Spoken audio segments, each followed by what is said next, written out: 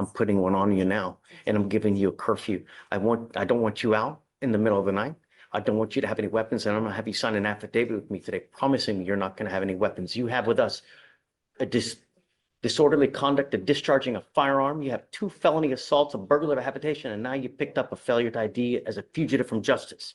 Your cases are 250 days old, and it's now time to set these for trial. If I find that you have a weapon, I can have a contempt hearing, and every time it's punishable by up to 6 months of jail and a $500 fine. Do you understand? I will do everything in my power to protect my county at all costs. Do you understand? We're going to do probable cause. You have the right to remain silent. All I know is that you're charged with assault of a family member.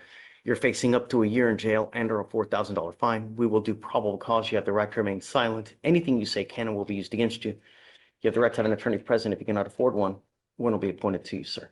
Yes, Judge. The complainant and the defendant are dating, and on August 23rd, 2024, the officer was dispatched to a family assault, and the complainant stated a verbal altercation began while she was in the car. The complainant exited the vehicle with her child, ran towards the home, and the defendant ran after her. The defendant took the baby and put the baby in the car. The defendant then grabbed the complainant's phone and smashed it to the ground. The complainant stated they got back in the car, and the defendant stated he was trying to drive into a box truck to kill them. The complainant grabbed the wheel to stop the defendant, and he bit her left forearm.